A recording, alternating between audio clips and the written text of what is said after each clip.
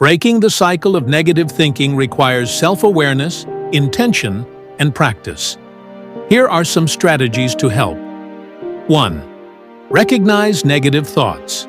Become aware of your thoughts, especially negative self-talk. Identify patterns and triggers. 2. Challenge negative thoughts. Ask yourself if the thoughts are based on facts or assumptions. Reframe negative thoughts into more balanced ones. 3. Practice gratitude. Focus on the good things in your life. Keep a gratitude journal to cultivate positivity. 4. Mindfulness and meditation. Regular mindfulness practice can help calm your mind and reduce negative thinking.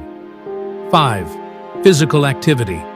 Exercise releases endorphins, which can improve your mood and reduce negative thoughts. 6. Seek social support. Talk to friends, family, or a therapist about your negative thoughts.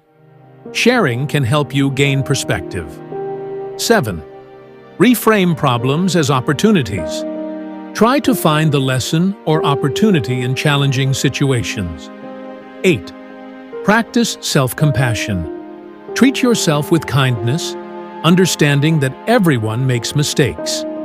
9.